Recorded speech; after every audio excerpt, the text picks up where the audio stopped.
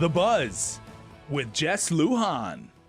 Good evening, Guam. I'm Jess Lujan. Welcome to this edition of The Buzz. My guest this evening is, of course, Dr. Ron McNich, one of the analysts last week in last week's election, as we talked about local results as well as as the mainland results were coming back. But anyway, good evening, Doc. How you doing? Very good. Hop day. Thank you so much. Well, legislature, the numbers stay the same, 9-6 Democrat majority, but a lot of new faces. A lot of new faces. Yeah. That's what happens when you have a pay raise, is the position becomes very lucrative, and you have a lot of good competition. Now, you know, there are issues, there are a lot of different issues in regards to maybe why people wanted to change, people really wanted to change, but are you saying maybe the dominant factor of the faces changing in the legislature is the pay raise issue? No, not at all. Okay. And don't get me wrong, the pay raise was a part of it. It just wasn't a direct part of it. Indirectly, what the pay raises did is it increased the amount of money that people could make if they ran for the legislature. But also, it created a public expectation that the legislators should do more. And so then, a month before the election, the Fernandez issue comes up, and they didn't do anything. And so it created this problem among the citizenry that they weren't doing anything. And then just the day before the election, I mean, by the way, anyone can run any ad they want, et cetera, et cetera. But this was formal news that they're going to hold a hearing, oddly, 2 weeks ahead of time. They only had to announce it 1 week ahead of time. They announced it right the day before the election, and it created a huge negative for a number of the senators, and it really diminished them very strongly for that reason, because people were upset about the Fernandez issue. We polled it, we saw it, it was very clear. People weren't upset about pay. Pay was a whiny thing that people were whining about somewhat, but that wasn't the big thing. Now, let me ask you this. Now, you mentioned the Fernandez the issue here, and I'm not going to ask you to comment one way or another whether you know the case or not. You're going to be sitting in possibly in judgment of that. But let me ask you this. Now, of course, you had the elected board. You have a couple new people. I think there was only one or two new people, but everybody that ran, 6 got elected. Okay, 6 got elected. You're appointed alongside Mark Mendiola, who are appointed as well. Your confirmation hearing is yet to be, I guess, scheduled. But let me ask you this. Now, short of saying the board is the jury. Basically, they are. They'll be the jury. You guys you'll sit in and listen to, I guess, testimonies, and you would be the jury. Now, the jury, which is composed of the majority of the ones that got reelected, had already determined. So the jury has been out on it and came back with a finding. How can you come back now and have a different result from supposedly the same finding without including an initial finding as well? Because if I'm not mistaken in this, Doc, these were allegations that were brought up previously as well, and they were investigated. There was negative findings in all that. Second time around, there were some findings in the investigation. So how now can you determine what is right versus wrong? Correct versus not? Sure. Here's what I think. Here's what I really believe. I think that the Guam Education Policy Board is probably one of the highest pressure, lowest paid, most criticized boards on island. I don't know if we agree or disagree. I think you agree with me. Yeah. High pressure, low pay, high criticism.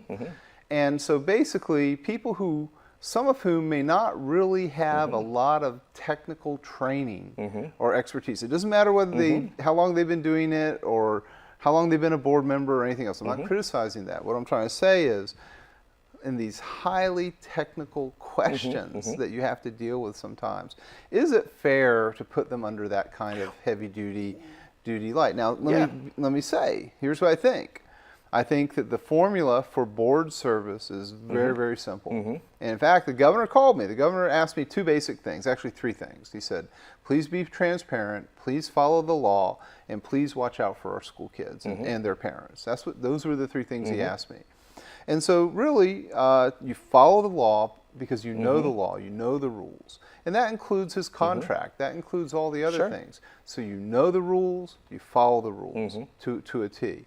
Now I gotta say, once a board's decided, let's say the board decided any extreme, particularly a negative outcome, then certainly people who are really well trained can deal with it. And that's the judges. Just in dealing with this, and then supposedly a public hearing or a hearing again is a public hearing is going to be had. I think in about a week or so. Yeah, and I'm critical of that hearing. Yeah, and I don't. Just judging on his Superintendent Fernandez's attorney, he's probably not even going to allow his client to sit in this hearing, asking for the details, and those details haven't been forwarded to him. According to all available information, there's nothing really the school board can do decision-wise until all 9 are back on board, and that'll be January at the very earliest. Yeah. So why can we please be spared the drama during the holiday season? I mean, don't get me wrong, I'm not blaming anybody, but can't we just wait like a month or so until people get sworn in and then we take office? Now I got to tell you, the election results said it all about the school board. I think that when you look at the results of the highest vote getter versus Mr. Atta, the chair, topped. If we were looking at him, if we were comparing him to senators, he would have came in number 4. Number 4, yeah. Mr. Chargaloff, who's the critic of the superintendent, who's making these motions, he would have finished at 25.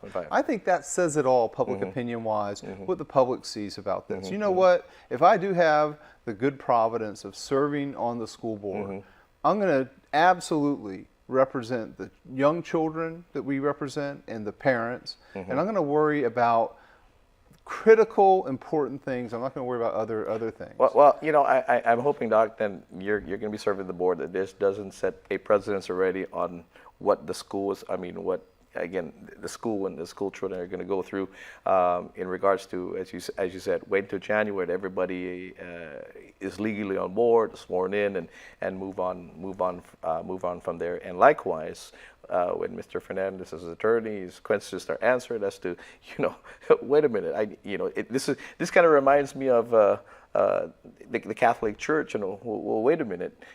You mean there's a hearing already going on? That's already happening? Well, who's doing that? Nobody's talked to my clients. Nobody's, and all that. So I'm like, wow, really? Sure. That's what's going to happen? There is one other quick thing.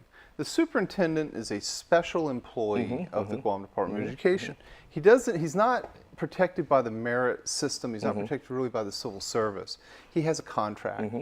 And to be frank, there's no rush to hold this sudden hearing before there's a full board when they simply don't have the votes, and they know they don't have the votes. It's simply not healthy for our community to do things that way. And by the way, I know I'm backseat driving or armchair quarterbacking here just like everybody else is, but the reality is we have to look at the law, know the law, follow the law. That's what the goal is. And that's it. And I think that the election showed that people were sick of this other drama. So, quite a few of the incumbents got out. What your theory behind that? Sure. If you stack up the incumbents and you look at them, to me, and I'm not trying to take snipes at the pay raise people who think that they have vanquished incumbents. To me, that had very little or nothing to do with this election, other than the increase in pay increased their competition, and they had hard competition this time. Rarely have we seen this kind of competition for the Guam legislature. So if we look at who got in, who got out, if we look at, first of all, I don't think Tina was knocked out. I think that she has a very strong chance of prevailing in the counting of based on the absentee ballot still not counted, right? Yeah. She's an incumbent. She has an edge. If she gains 10 per 100 over or less, actually it's even less than that, she should be certified as the winner of that election because it's so narrow. But we'll see. We'll see what the real results are. Sure. So it might have been 6 rather than 7. So that's Okay. the first thing. So that leaves us with 3 and 3. That leaves Okay. us with 3 Republicans and 3 Democrats. Yeah. Among the 3 Democrats, Roy Respicio was the majority leader. He took a lot of the pressure. And